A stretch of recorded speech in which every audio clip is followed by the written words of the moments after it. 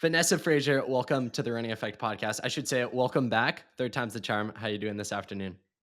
Doing well. It's good to be back. I guess when was the last time I was on? Like a year ago ish? It's funny you say that because I looked right before. I was like, man, I think I had Vanessa on almost a year ago. And the reason why is because I was thinking to Stanford Decision Day, which was April 1st. Mm, And every year it's April 1st. And I remember asking you about like your process. And so I was like, right. it had to be this time. So I went on Spotify, looked up your name. That episode came out on April 7th. We're talking on April 9th. So exactly Wow. like a year later, which is crazy, Wow. unintentional. Yeah. That's crazy. And congrats to you on all your success and growth in the last year. It's really cool to see what you've been building and to get to talk after a year of hard work. Thank you. Hopefully, a year from now, we'll both look on this period and be like, oh, we both grew a lot. I am curious to ask you about this past year because it has been almost exactly a year since we last spoke, and people can go listen to that conversation as long as Spotify and Apple Podcasts exists. What would you say? We were talking before this episode, and you said feel free to ask any question. So we're going to start out deep here. What would you say in reflection of this past year is the biggest way in which you've grown as a person? Um, Gosh. I feel like I'm almost relearning lessons that I learned when I was like a freshman in college. Like I'm going back to this uh, starting from scratch mentality. And I think the biggest growth piece necessary to do that is to really just completely strip yourself of all your pride and be able to throw out any expectation in order to like go back to square one. Like I really feel like I'm starting over in many ways. And I know that my experiences and my training background and all of that is still in there. And that's still going to help me as an athlete and a person moving forward. But sort of this mentality shift of, um, I need to completely strip myself of all expectation and pride and like pretend like I'm a newbie at this sport again. And that does take, I feel like that takes a lot of work to actually get to that point and to actually be able to do that. There's definitely the physical side to being a professional runner, which we could definitely get into, like the hours and hours of hard work over the years, the different training systems you've been a part of, all of that. But something I've been so fascinated by your specific journey is like the mental aspect and all the ups and downs that you've gone through. We definitely could do a whole podcast on that aspect, but kind of starting us out in conversation there, how have you mentally shifted over this past year as someone who's been in the sport for many, many years at this point? What have been some of the biggest ways in which your mentality has shifted? I think like one concrete example that comes to mind that I think a lot of athletes can relate to, whether um, you were a superstar in high school or at any point you've had a very high level of success, you're not going to be riding that peak forever. At some point, you come down and you're in the valley, and you don't know how long that valley is going to last. And one of the biggest mental shifts is being able to show up to a workout and show up to practice and truly sorry, my AirPod keeps slipping out. And truly not compare to what you've done in the past workout wise, or like how you felt in certain workouts, what your splits were like, to truly not think about past versions of yourself when you're at the track trying to execute a workout is one of the hardest things ever. And sometimes it might not even be because you're in a valley or like you're not having success anymore. Sometimes that's just like the phase of training that you're in, and you're not always going to be in your fittest peak form year round. But I know like pretty much every athlete that I train with has that same struggle, and I would say that's like the number one piece is how can you truly be present and walk away from a workout being proud of it, because in order to like progress and build momentum, you have to walk away from your day of work with some sort of positive emotion, and it's so hard to do that if you're comparing to what you've done in the past. And then, of course, comparing to other people is a whole nother topic and a whole nother game. But I think sometimes often overlooked is just that self comparison. And that's why I always say, like, my past success, and I think for a lot of athletes who have success, oh my gosh, we can't keep this AirPod in. The people on YouTube will have a fun time watching this. See, the AirPod was a paid actor. It's a way in which people will go to YouTube and watch it. I like don't know how to get it to stay, but what was I saying?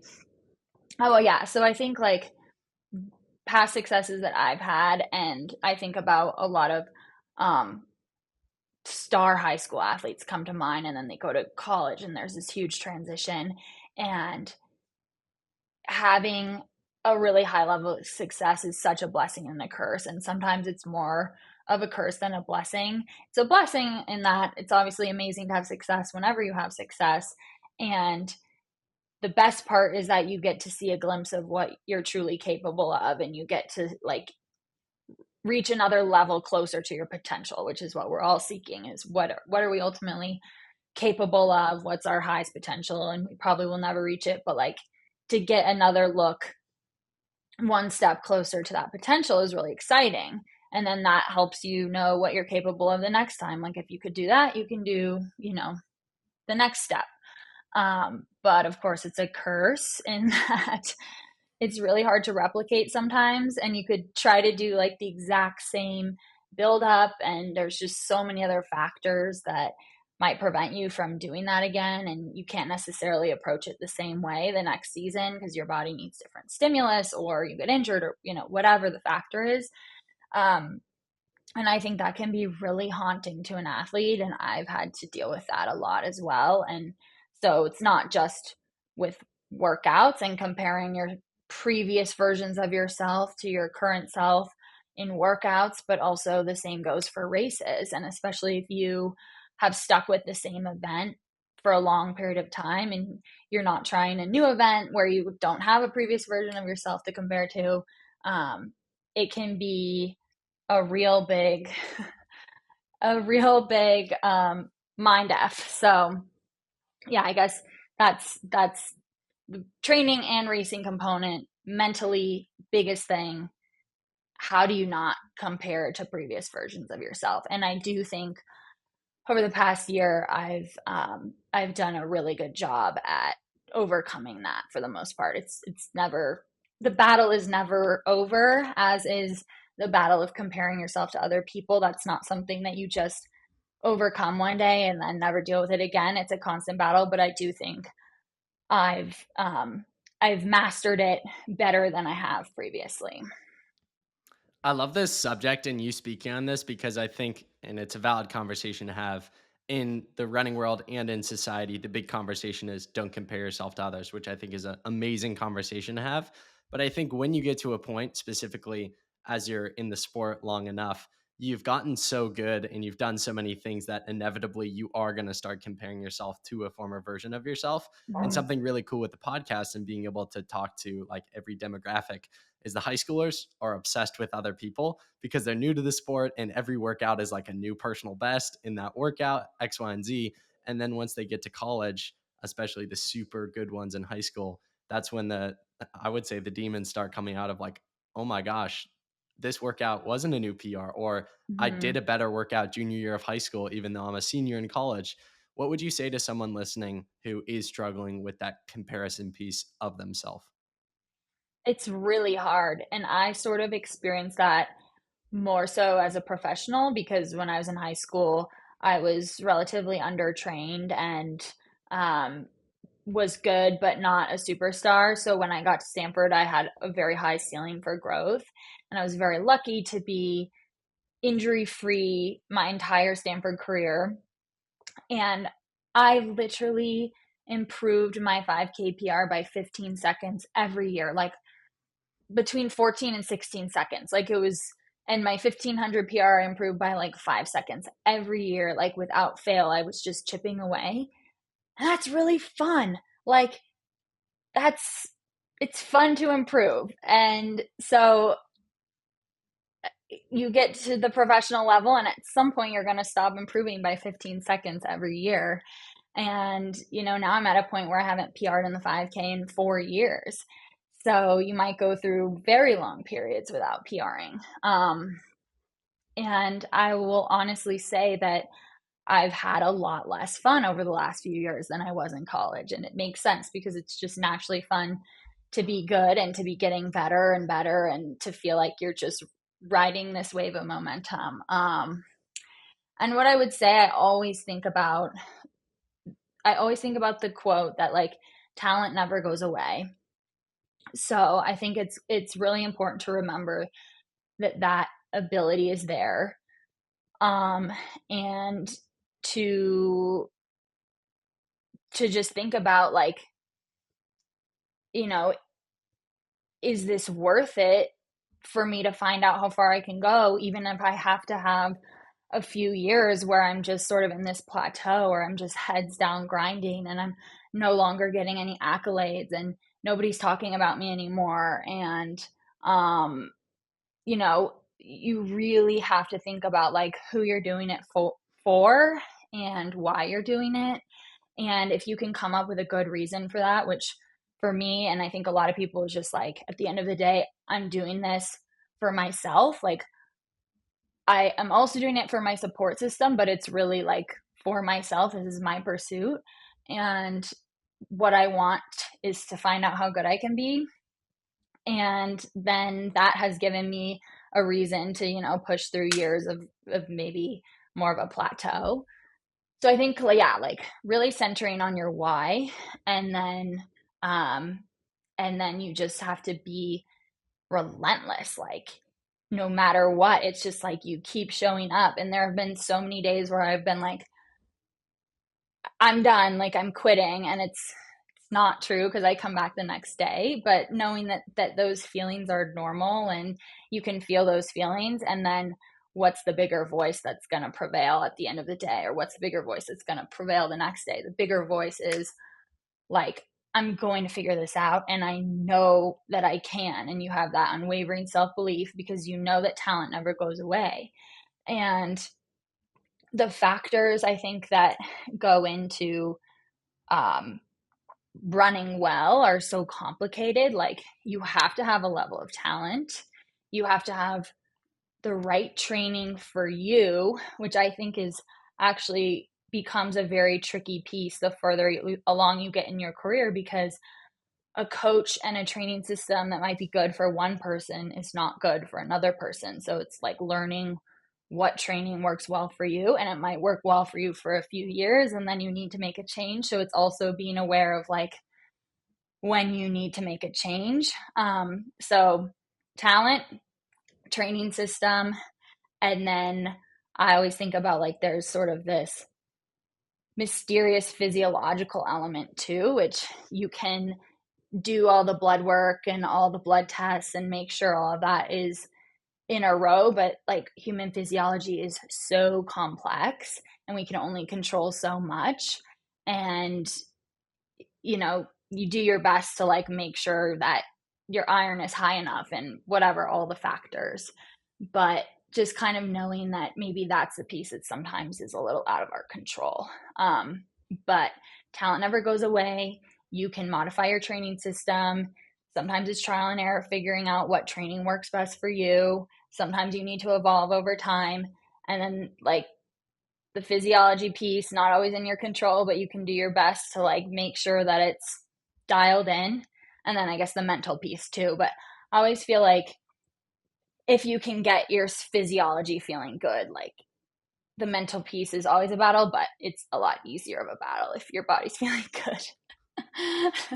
You mentioned PRing in the 5K. You haven't PR'd in 4 years, and that's a performance we talked a lot about. The first time I had you on the podcast, you ran 14:48 indoors, which was one of the top times all time for an American woman.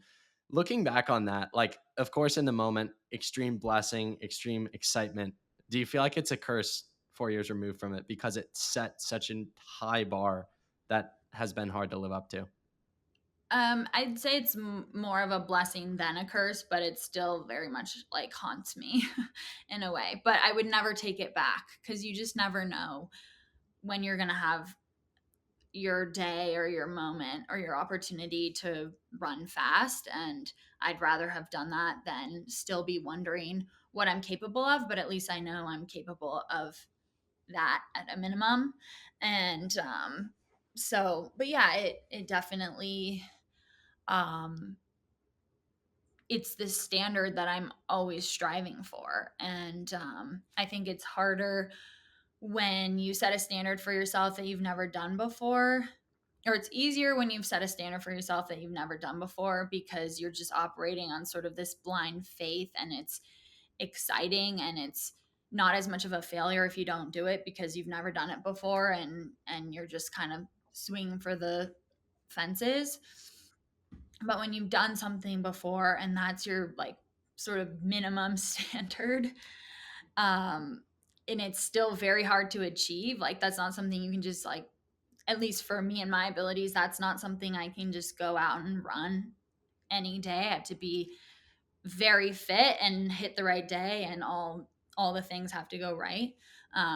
Yeah, then it does haunt you, and it's just anything you do that's not that is just not as exciting. But that's part of the mental reframe that you have to do with races, that I was saying I think I've gotten really good in workouts of not comparing to previous versions. Like you have to do that in races too. And this is one of the conversations I had with Jerry when I left Bowerman, as it was a very hard decision for me, and he was the coach who got me to run that fast. So I thought, if we could just replicate that again, one more time, but get it the right timing, like I could make a team, and that would be amazing. So I really felt like, in a way, leaving was maybe giving up um, that opportunity. But what he and I discussed when I was literally in shambles over this decision was, the mentality that you have to have is,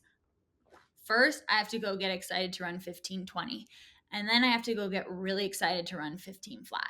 And if you're not really excited to go run 15 flat, like it's probably not going to go well. Because if that's like sort of the realistic benchmark that you have to hit, like you have to run, some people take crazy giant leaps, but for the most part, like you have to run 15 flat before you can run 14:40. And I said, honestly, at that point, which was summer of 2022, at that point, I was like, I'm really not that excited to go run 15 flat. And that's not something I can just fake. Like, it just doesn't sound exciting to me. I've done it. I've run in the 15 O's a handful of times. I've run well under 15 minutes. Like, I just don't know how to get myself excited about that. But like, you have to, in order to do it. You have to be excited about what you're going out to do, or it's not going to go well.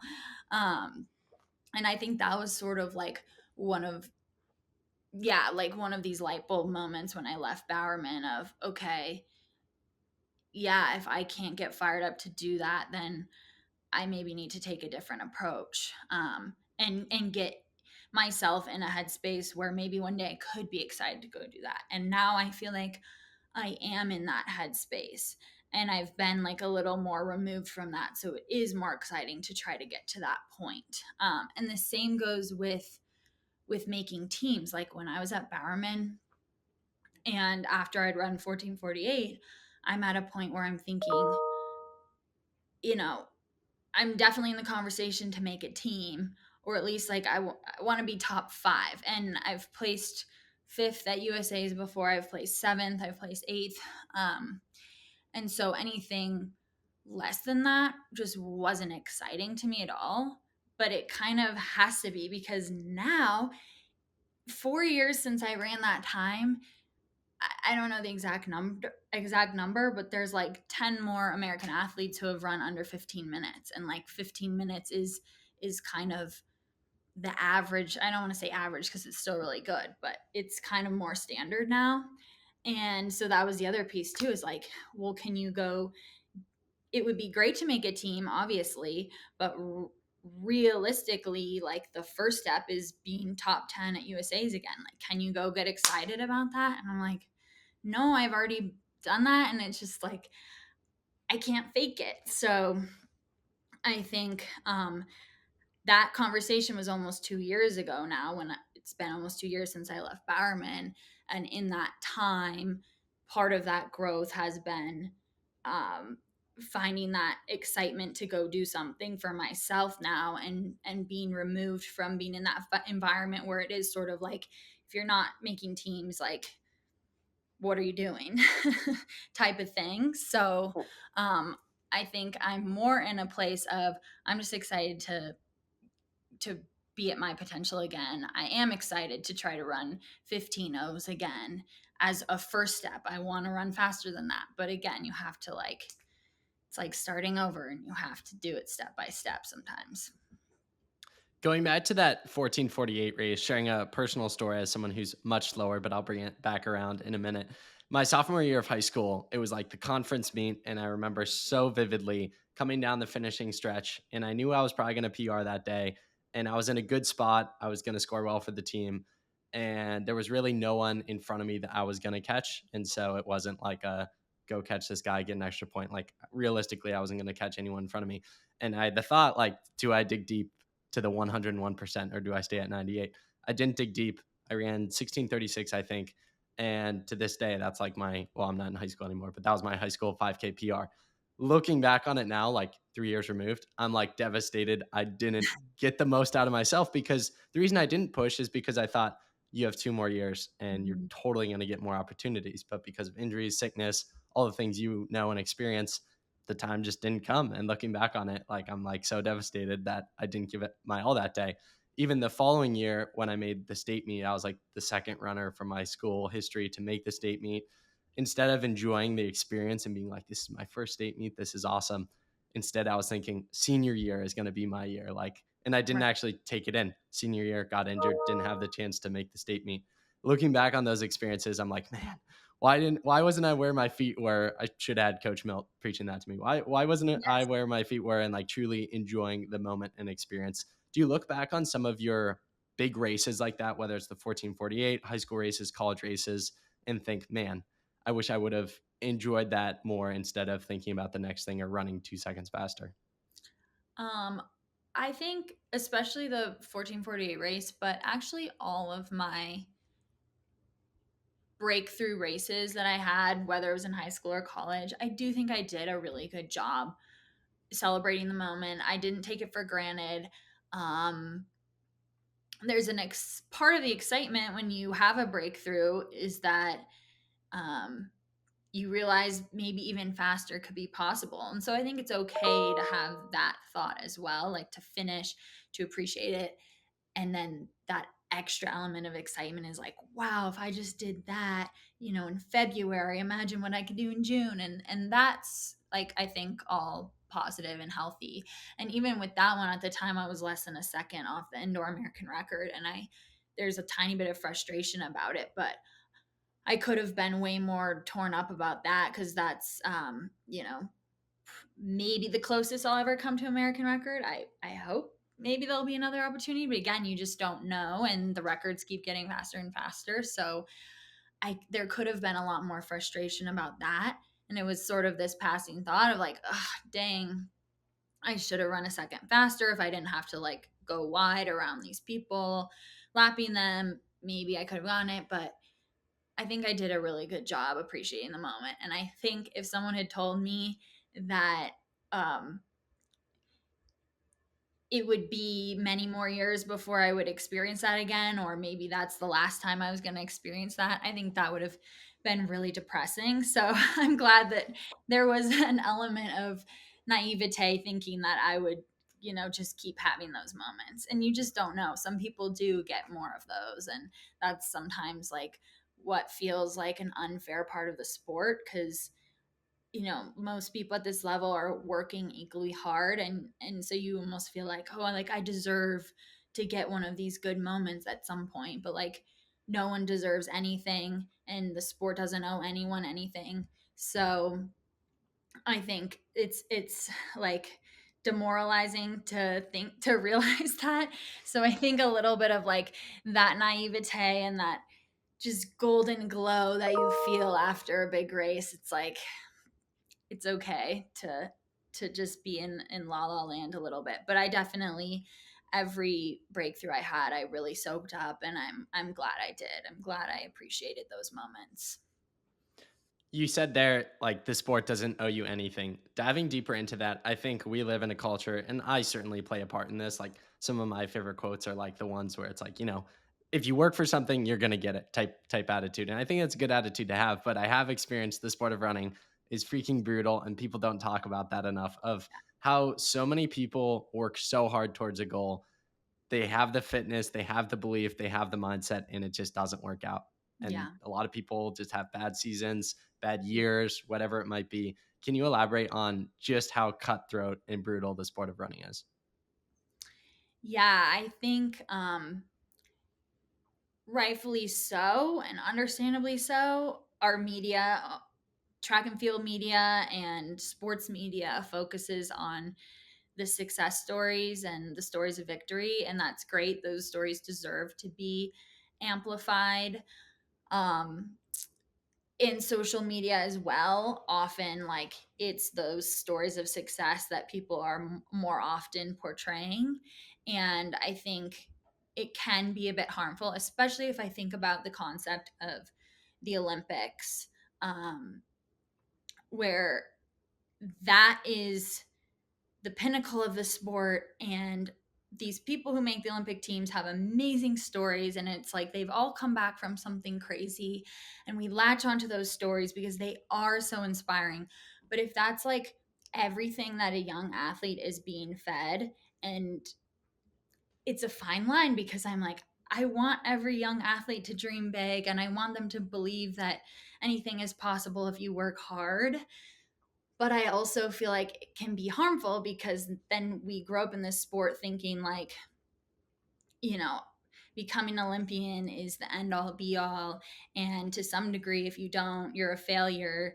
And if it doesn't happen, then it feels even worse, because you've like looked up to all these stories of inspiration. So, I mean, it's hard because, again, I'm not saying those stories shouldn't be amplified. They should. And we should have this sort of, I always say, to be a good athlete, you have to be a little bit delusional. So, like, you should have these almost delusional dreams. And I've had many dreams that a lot of people would call delusional that I've achieved. So, like, I want to stop there and look back on what I've done and say, like, I have achieved things because I believed in them and because I worked hard. So, it has worked out for me before, but it's not going to work out every time. And I've had a lot of experiences where it doesn't go my way for so many different reasons. Again, because there's just so many factors to training and competing and the depth of competition, and especially distance running right now. And yeah, I don't know. Sometimes I'm like, I feel like these brutal stories need to be amplified as well. They're just not as fun. And like, nobody really wants to think that that could happen to them, but yeah, so it's a fine line. At the end of the day, I'm like, yeah, everybody should believe in big things and work for it. And I think that's the lesson that we should take away from some of these stories. And I really appreciated, especially at the Olympic marathon trials this year on the women's side, I feel like there were so many stories of heartbreak, as there always are at the trials, right? There's three happy stories, maybe some other like pretty happy stories. And then there's a lot of heartbreaking stories. And what I love taking away from a lot of what I saw on social media after the marathon trials this year was that even though, a lot of people had a brutal race, they dropped out, or the heat got to them, or they just didn't feel like they ran to their potential, it was worth it. Like, it was still worth it, and they would do it again and again and again, because as cheesy as it is, like, the point is that you dared to dream that big, right? It's a lot nicer when it works out, but but I think those brutal, heartbreaking stories still have beauty to them, and in some ways can be even more brutally beautiful, because you realize that hard lesson, that like you would still do it again even though you didn't get what you wanted. I think what gets a lot of people through those tough times is the athletes who do a great job with forming their identity outside of the sport. And you're someone who I look up to in this realm of someone who is more than just a runner. Last time I had you on the podcast, a lot of that conversation centered around your pursuits in venture capital. I know last week you were with Jess Ton and a bunch of other Stanford people. Like there's so much more to Vanessa Fraser than Vanessa Fraser, the runner. How crucial has that aspect been to you of forming these different pieces of Vanessa Fraser, the person, the human being, and not just running is my end all be all. I'm going to think about it 24/7 and I'm only going to do things that help me as a runner. It's super crucial. And I always say, like, every athlete and every person is so different. So they have to figure out what that looks like for them. And I really believe that um, some people can thrive being singularly focused. And it's certainly even easier if that singular focus is going really, really well. Like, everybody has challenges at some point, but if like the majority of that singular focus is going well, then it's a lot easier to lean into that. Um, but for me, again, that goes back to that conversation I had with Jerry 2 years ago when I left Bowerman, and in that feeling of like, I have to be excited to do this thing in order to do it well. And I'm not feeling excited to go tackle that goal. So that was like my realization of, I need to approach things a different way. And I credit me crafting this different lifestyle from what I was living before to allowing me to have had that growth and that mentality change in the last 2 years, where I finally am at a place where I'm excited to run in the 15 O's again. I really appreciate you sharing all of that. I feel like there's so much wisdom in there. And also, it's awesome because you were talking about how social media and the general public, like athletes, just don't open up about that kind of stuff. And it's up to the athletes themselves to change that. And you certainly were a leader, an example of that right there. So I appreciate this part of the conversation and your openness and sharing about recent years and struggles and how you're trying to get through all of it. I really appreciate it. Talking about something more present day, something super exciting is you announcing your new sponsor, your new partner. Can you take me through signing with Saucony and that process and being with a new company? Yeah, I'm really excited about this new partnership, and I think it aligns really well with um, kind of what I was saying, like starting fresh in a way, um, and also being on a new team, and I just feel like I have this really fresh perspective in the sport, and hopefully, I think that that can be a really helpful trait to have, especially when you've been in the sport for a while. Like, just some change up is good. So my contract with Nike ended at the end of last year, and when I first went pro out of college, I ended up not working with an agent, and the main reason for that was I was pretty sure that I was gonna sign with Bowerman, which means Nike. And it was actually between Team Boss and Bowerman, like where I was gonna train, which is ironic because I just feel like everything in life somehow comes full circle at some point. So here we are now. But yeah, so then once I decided that I for sure wanted to go with Bowerman, I knew I was gonna sign with Nike. And a lot of people wouldn't advise this, but I ended up not only not working with an agent, but like not shopping around any other deals at all, which at this point I maybe regret a little bit. No one would advise that. Everyone would say, like, if you have the opportunity to shop deals, like, you should go out there and see what you can get from multiple different brands. So that was kind of like a naive, all in on Bowerman sort of mindset that I had at that time. Um, but that being said, because I had made up my mind that that's where I wanted to go to try to be the best runner that I could be, like the money didn't matter to me that much. Like I needed a contract and I got a contract, but that just wasn't something that I valued. And again, I think that that's like pretty controversial, but that's just like what I decided to do at the time. Um, and I would probably do it differently in retrospect. But that being said, you know,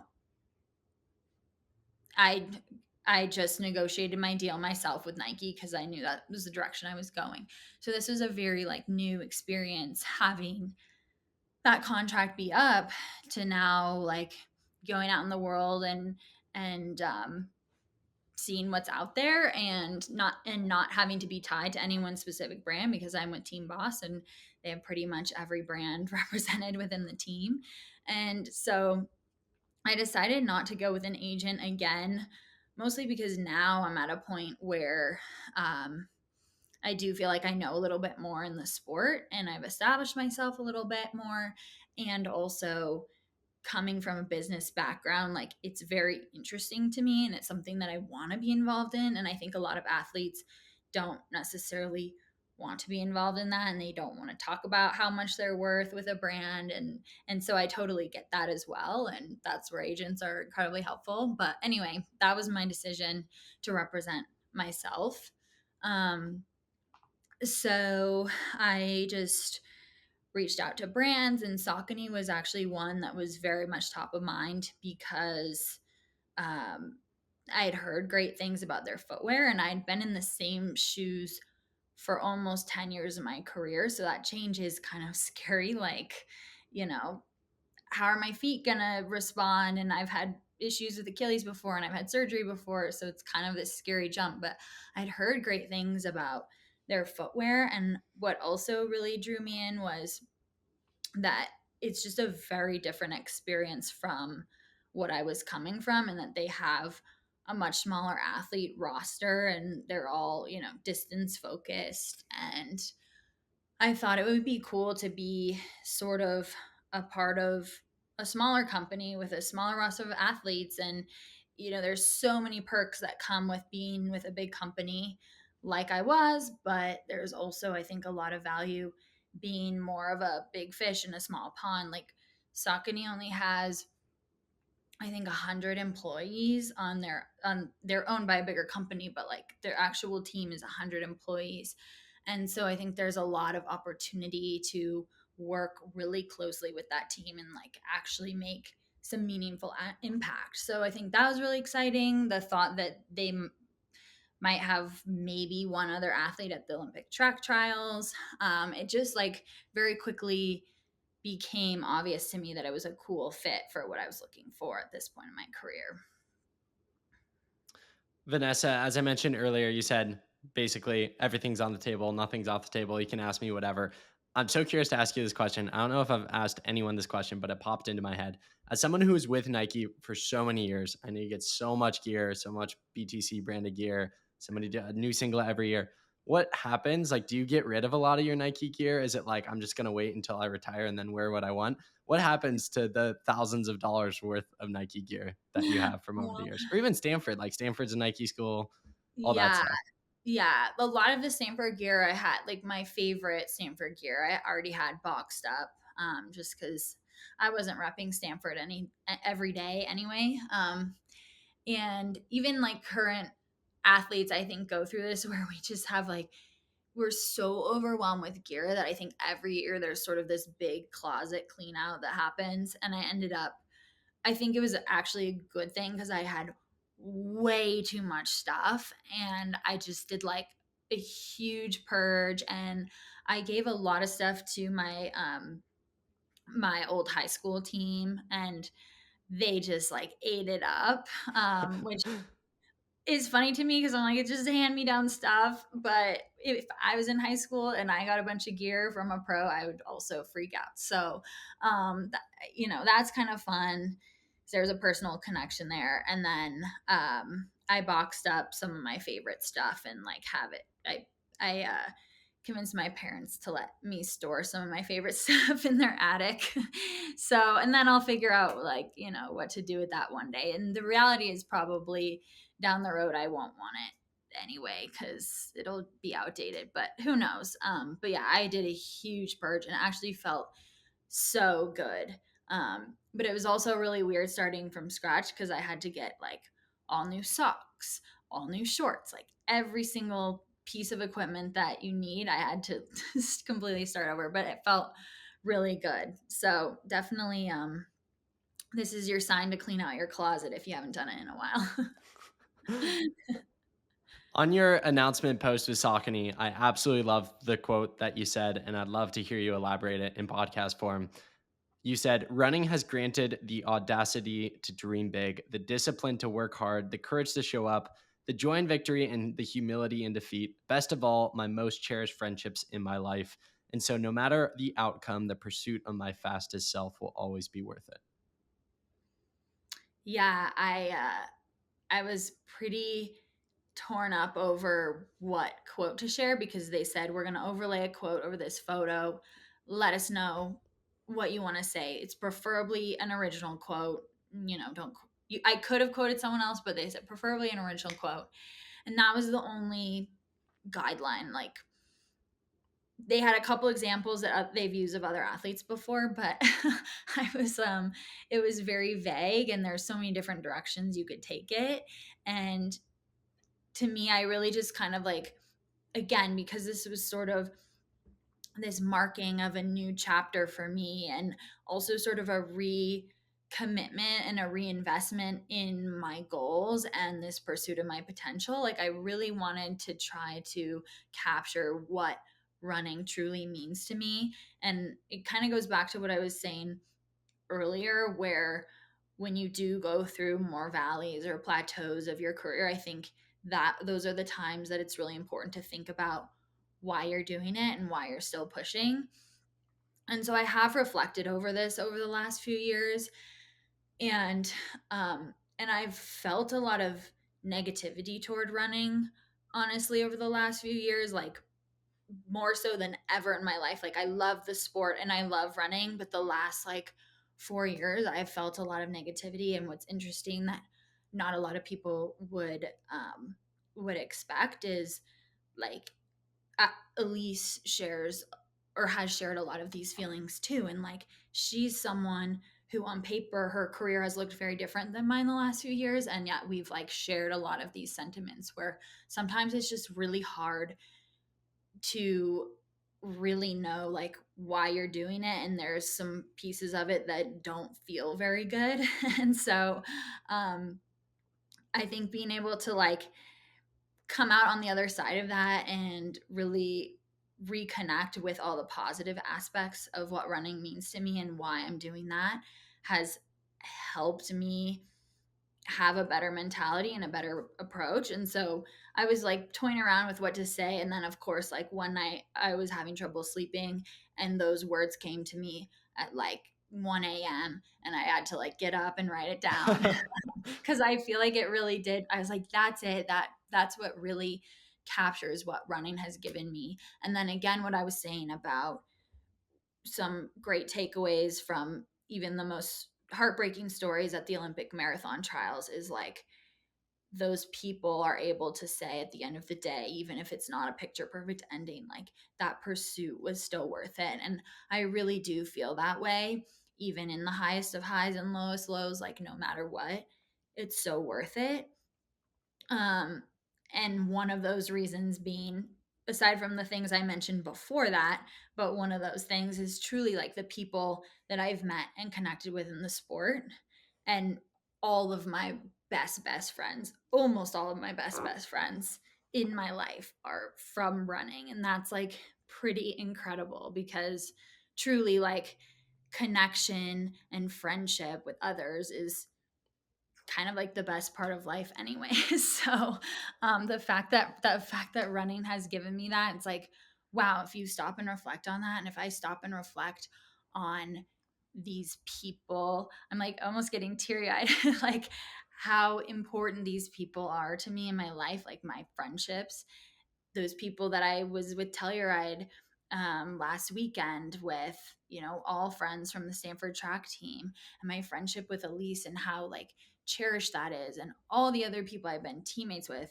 It's like truly, if that's all I got from the sport, like it would be worth it. Like it is an incredible gift. So I think that line was really what sealed it for me. But the other things I mentioned too, you know, I'm very appreciative that the sport has given me. And that also has, I think, allowed me to have the mentality that I think is very necessary in order to have success, which is you want to succeed. Like, I want this big, lofty goal, but I don't need it. And at the end of the day, I will be okay if I don't get it. And that doesn't take away from how bad I want it. But like I really feel a sense of peace with myself and with my experience in this sport, no matter if I get it or not. Vanessa, two more questions for you to wrap up today's conversation. A question I like to ask some specific people, and I think you'd give a super insightful response on this, is as long as Spotify and Apple Podcasts exist or YouTube exists, anyone can go listen to any of the podcasts we've done with each other.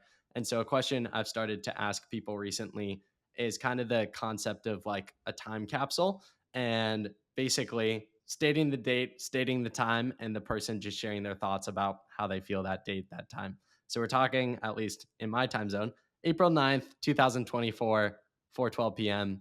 Future Vanessa can come back to this. Your kids, grandkids can come back to this. What do you want the world to know about Vanessa Fraser on April 9th, 2024 at 4:12 Eastern Standard Time? Well, you saying the date made me um remember, well, I already remembered earlier today, but shout out to my dad. It's his 64th birthday today, so that's one thing to remember on April 9th every year. Love it. And yeah, I'm just wrapping up a training camp in Boulder, my first little stint in Boulder with Team Boss, and I'm feeling good and training's been going well. Um and I'm excited to see what this season holds, but I have sort of a more longer term view.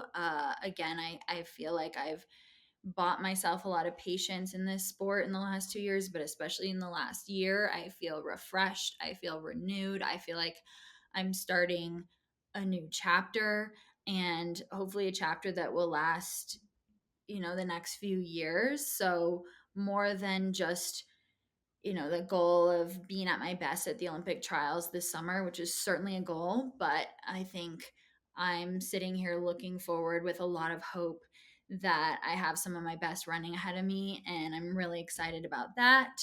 So, yeah, I guess we'll just see what the next few years of my career holds. Vanessa, 99% of our conversation has been about running. So, closing this off on a non running note, what is like one thing in the coming month or months that you're looking forward to off the track? Um, it is funny because I feel like I've been doing so many things outside of running the last 9 months, and now my life really feels like very focused on track because I'm probably going to be racing like every 2 weeks, and that's pretty all consuming. But I guess one small thing I'm looking forward to is being back home in San Francisco after a month of being away and being reunited with my dog there, and my favorite runs in SF, which is just the route along the marina to the Golden Gate Bridge and back. Just the simple things of getting back into my routine. But I have really liked being in Boulder as well, so it's nice to be able to get the best of both worlds. Vanessa, thank you so much for the conversation. Really appreciate it. Every time I have you on, I feel like you always exceed my expectations and always bring such wisdom to the table. So, thank you so much for today's conversation. Keep crushing it. And I look forward to talking again soon. Thank you so much.